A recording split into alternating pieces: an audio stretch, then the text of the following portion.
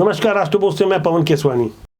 आमतौर पर छत्तीसगढ़ की राजनीति में डॉक्टर चरणदास मान जो पूर्व विधानसभा अध्यक्ष रहे और उनकी पत्नी इस वक्त कोरबा से लोकसभा का चुनाव लड़ रही है कांग्रेस से। वो वैसे तो सभ्य माने जाते रहे, लेकिन उनकी जिस तरह की भाषा इन दिनों आ रही है, जिस तरह के वो भाषण दे रहे हैं, उनसे उनकी छवि एकदम विपरीत नजर आ रही है। वो अपने ही पुराने कांग्रेसी नेताओं के बारे में कह रहे हैं साफ तौर पर कि उन्हें तमाचा मार देना चाहिए, महिलाएं नहीं बैठी होती तो मैं क्या कहता। तमाम ऐसी बातें चरणदास मान की ओर से आई है।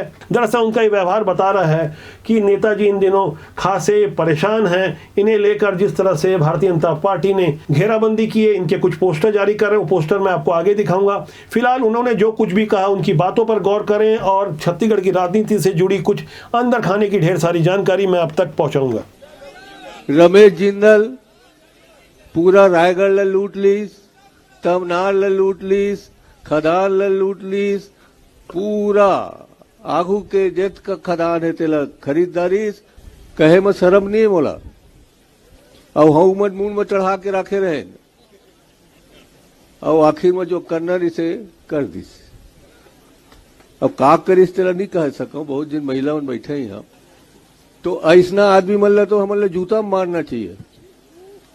चरणदास मान यहीं तक नहीं रुके, वो इससे भी कहीं आगे बढ़कर देश के प्रधानमंत्री नरेंद्र मोदी को लाठी से मारने की बात कर रहे थे। शायद आपको यकीन ना हो तो ये वीडियो देखिए।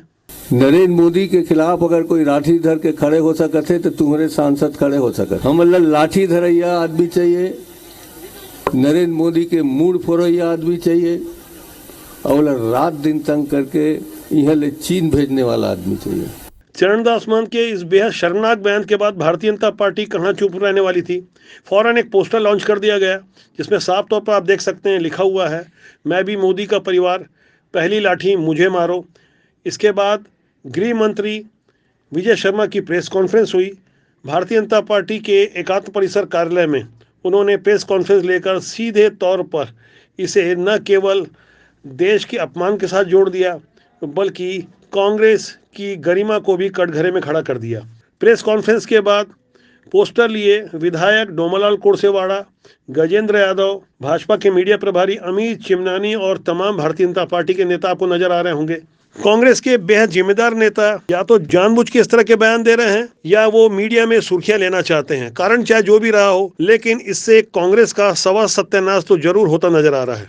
दरअसल भारतीय जनता पार्टी इन दिनों लगातार पोस्टर जारी कर रही है और कार्टून की शक्ल में ऐसे पोस्टर काफी तीखा प्रहार करते हैं। पहले के नेता इस तरह के कार्टून और पोस्टर से नाराज नहीं होते थे, लेकिन बदले हुए हालात में कहीं ना कहीं ऐसे पोस्टर बेहद तकलीफ पैदा कर रहे हैं। भाजपा की ओर से कोरबा लोकसभा क्षेत्र के लिए एक पोस्टर जारी किया गया है जिसमें आप देख सकते हैं कि किस तरह से डॉक्टर चरणदास मान अपनी पत्नी ज्योत्सा मान जो वहाँ की सांसद है उन्हें कठपुतली के रूप में इस्तेमाल कर रहे हैं। ऐसे पोस्टर से जाहिर तौर पर तकलीफ तो होगी ही। ऐसे में भाजपा के लोकसभा प्रभारी नितिन नवीन की एक प्रतिक्रिया भी सामने आई है।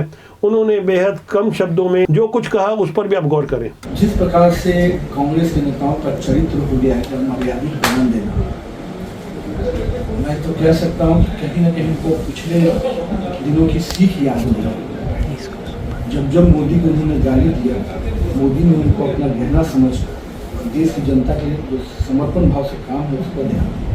यही कारण है, याद कीजिए गुजरात में क्या शब्दों का प्रयोग सोनिया गांधी और बाकी लोगों ने किया और गुजरात की जनता ने उनको जवाब देने का काम किया। 2024 का लोकसभा चुनाव कई मायने में जुदा है।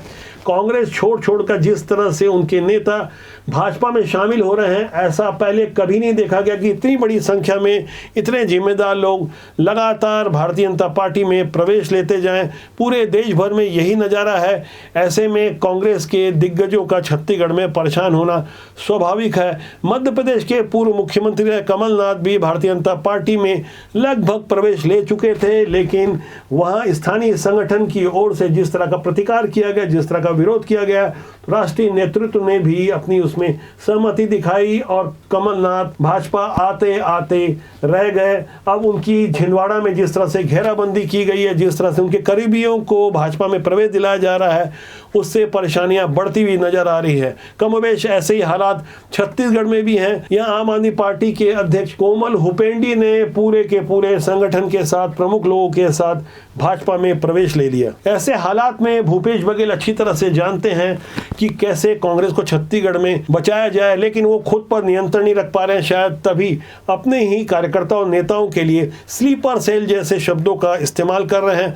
आमतौर पर आतंकियों के लिए इस्तेमाल किए जाने वाले ऐसे शब्द से व्यथित होकर उनकी अपनी पार्टी के प्रदेश महासचिव और पुराने फौजी अरुण सिसोदिया ने तो मानहानि तक का नोटिस दे दिया है। इस बारे में अरुण सिसोदिया के क्या तल्ख तेवर थे, उन्हें भी समझना होगा।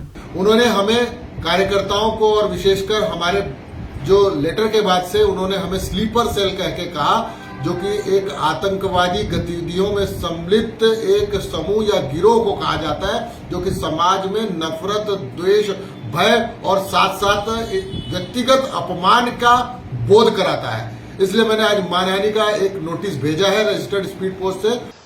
कांग्रेस पार्टी को अपने कार्यकर्ताओं पर भरोसा नहीं है।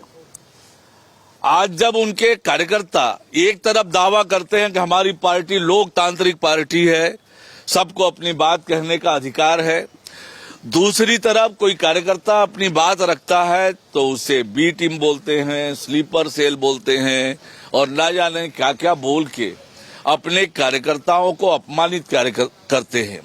जिन कार्यकर्ताओं के बदौलत ये सब नेता बने हैं, आज उन्हीं कार्यकर्ताओं को अपमानित करने का काम कांग्रेस पार्टी कर रही है।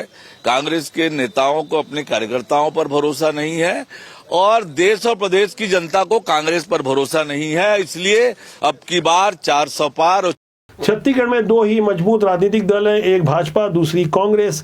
दोनों ही दल में टक्कर बहुत मजबूती से होती है, लेकिन 2024 का चुनाव लोकसभा का शायद ऐसा पहला चुनाव होगा जहां आम जनमानस को पता है कि यहां रिजल्ट क्या आ सकता है। इसे लेकर कांग्रेस खासी परेशान है, खासकर भूपेश बघेल जिनके नेतृत्व में छत्तीसगढ़ में कांग्रेस काम करती है। उन्होंने 5 साल मुख्यमंत्री रहते हुए जिस तरह से अपने चेहरे के लिए काम किया, तो स्वाभाविक रूप से इस बार लोकसभा चुनाव में यदि भारतीय जनता पार्टी 11 की 11 सीटें जीतती है, जैसा भारतीय जनता पार्टी का दावा है, तो उसका पूरा ठीकरा भूपेश बघेल पर ही फूटेगा। वैसे हमारी जानकारी के अनुसार उनकी पार्टी के अपने आला कमान जो गांधी परिवार है, उनका भी सहयोग उन्हें पहले की तरह मिलता नजर नहीं आ रहा है।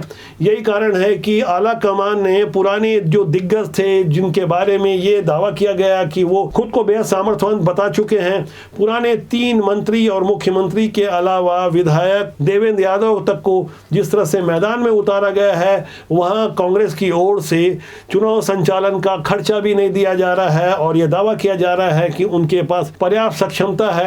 अब भारतीय जनता पार्टी ने ऐसी ही सक्षमता को समझते हुए डॉक्टर शिव कुमार डहरिया, जो कि जांजगीर चांपा से कांग्रेस के उम्मीदवार है, उन्हें लेकर एक नया पोस्टर जारी किया है।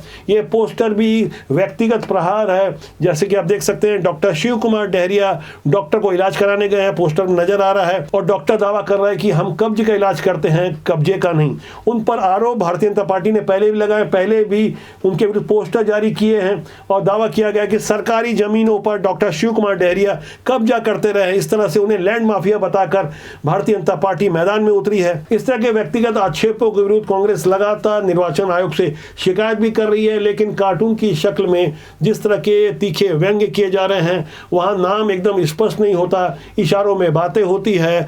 जिस तरह से कानून के दायरे में रहकर कुछ पुराने घपले घोटाले और ऐसे स्कैम को निकाला जा रहा है, जिसे पहले मीडिया उठाया नहीं करती थी, क्योंकि जिस तरह की बंदिशें भूपेश बघेल और उनकी सरकार की ओर से जनसंपर्क विभाग के माध्यम से मीडिया पर अंकुश लगाया गया था, जिस तरह का दबाव बनाया गया था, जिस तरह का आतंकी व्यवहार किया गया था, तब सच्चाई निकलकर सामने नहीं आ रही थी। अब धीरे धीरे करके एक एक कर जिस तरह की परतें उतरती जा रही है, तो लोगों को भी यकीन हो रहा है। आप मान के चलिए कि आने वाले कुछ दिनों में ही इसका असर भी देखने को मिलेगा। साफ तौर पर कुछ और बड़ी गिरफ्तारियां होगी चुनाव से पहले एकदम बेपरवाही के साथ। क्या जनता का ऐसे लोगों को सहानुभूति का फायदा मिलेगा? तो मेरा कहना है बिल्कुल नहीं, क्योंकि जनता पहले से कहीं ज्यादा जागरूक हो चुकी है। हमारा मानना है कि राजनीति को कारोबार समझने वाले ऐसे लोगों से आपको सावधान रहना चाहिए, अच्छे लोग राजनीति में आना चाहिए, वरना पहले की तरह बुरे लोगों का राजनीति में कब्जा रहेगा, जिससे देश और समाज का हित कभी नहीं हो सकता। अब जाते जाते एक महत्वपूर्ण बात, लोगों का डर अब भगवान से नहीं है बल्कि ब्लड प्रेशर और शुगर से है, क्योंकि ब्लड प्रेशर से बचने के लिए नमक का सेवन नहीं करते और शुगर से बचने के लिए शक्कर का सेवन नहीं करते। लेकिन गरीबों का हक मारने वाले नेता भगवान से भी नहीं डरते, यानी उन्हें भगवान से डर कम है, बीपी और शुगर से ज़्यादा डर है। ऐसे लोगों को पहचानिए। तो आज के लिए इतना ही। मेरा आपसे आग्रह है कि चैनल को देखिए, लाइक करिए, शेयर कीजिए और सब्सक्राइब करना ना भूलिए, जिससे आपको और हमारे साथ ज़्यादा मजबूती से लंबे समय तक बना रहे। नमस्कार।